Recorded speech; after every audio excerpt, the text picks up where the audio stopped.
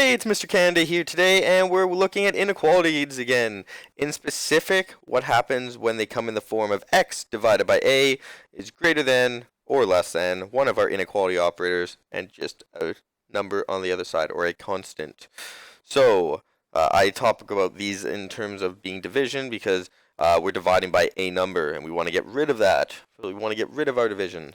So once again, we're isolating our x, so we're solving our inequalities for x in all of these circumstances. So if you could do this, where in terms of normal equations, this will be a breeze for you now. So multiply, how are we going to do this? We want to multiply both sides by the number underneath the variable we are solving for. So just like with multiplication, we had to divide by that number, because we had to get it everything over, because 3 over 3, right, is 1, 2 over 2 is 1, 1 over 1, well, of course that's 1. So we want to get anything over itself. Star over star is equal to 1. 5 over 5 is equal to 1, right? Anything over itself. So, just like before, I said we divided, now we're just multiplying. So this one is actually sometimes easier for people because our numbers just get bigger. So, I'm going to rewrite it outside as x over 3 is greater than 2. So, like before, I'm going to show you that I am multiplying by 2, and I'm multiplying, oh, sorry, not by 2, by 3, multiplying by 3. This is because, and some people like to state it down here, like that, multiplying by 3, because that's what we've been doing. I'm going to show you afterwards what I would rather prefer, but here we're going to be left with x. What's 2 times 3 is 6, right? Because we have 3 over 3. What I actually prefer doing when I have problems like this is the following, and I'll do it onto the right side so you can see the comparison. So, same starting point with the question, but instead of writing kind of downwards like we were with our other cases, with addition, subtraction, and with multiplication, with this, I like stating this, and it'll come in handy later when we start doing brackets, right? Because it'll set yourself up a bracket when we do our complex problems. But here, we're just doing 3 times by x, because that 3 over 3 will become 1. And so over here, we can do 3 times by 3. So what that allows you to do is actually see the calculation, I think, a little bit easier.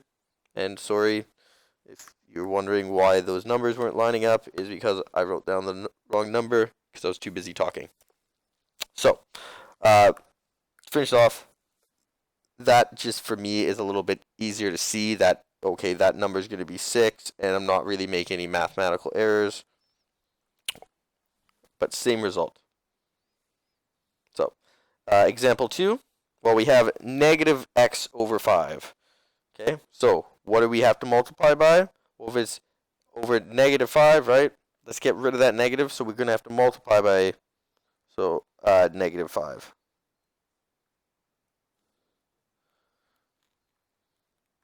Right, because we have to get rid of that negative sign. So just like before, so this time we're going negative 5 times by that, and negative, or 2 times by negative 5, right?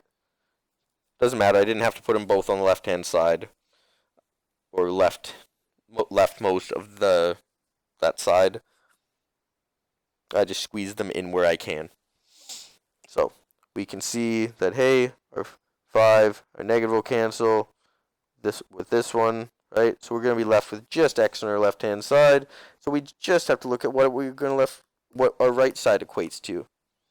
So we have x, and we have bigger than 2 times negative 5 is negative 10. Following suit to this one, we have negative x over 4. So let's go negative. And if you like this better, you could put your, normally it's a terrible idea to put your negative in your denominator, because it's very improper to ever write an answer like that. However, for some people, it helps them see, well, what can I do? Negative 4, right? Because this negative 4 and that negative 4 will cancel. And then times by negative 4, right? So some people, it's easier for them to see that this one and this one are the same. So we can just kind of put a line through or say that they're 1. Lastly, let's just get the calculation out of there and finish this problem off. So we have x is less than, well, 4 times 4 is 16, and 2 negatives make it positive. So x is less than positive 16, or x is less than 16. So at this point, there are 5 questions for you to try of varying difficulties. So pause at any time you'd like. And press play when you're ready to proceed. Okay, welcome back. Let's start going through these one by one. So here, I'm going to start, and when I said one by one, I mean in the exact same process I did before. I'm going to work with the left side of all of them, find out what we have to multiply, and then we'll write our answers at the very end. Because we don't really care about I don't really care about the answers right now as much as making sure that you understand the process. This is all about process, process, process. So here, what are we multiplying by? Well, there's a 4 underneath, so we have to multiply by 4. Okay, so that means on this side, we multiply by 4. This side, there's a 2 on the bottom, so we multiply by 2. So on this side, we multiply by 2. I don't actually have to include this multiplication sign like I did in the top, because we know with algebra, we can just write a number and a variable next to each other, and that assumes that it's multiplication. So here, I can write a 5 next to the x. So on this side, I can write times by 5.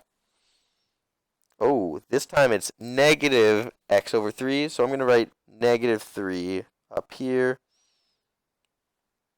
And then over here, I'm going to write times by negative 3. Here it's negative x over 4. So I'm going to write negative 4 up here. And over here, negative 4 as well. So now, what are we actually going to get? So we know on our left side, we can just copy our x and our operator. So then we just look, what are we doing? 2 times 4, 8.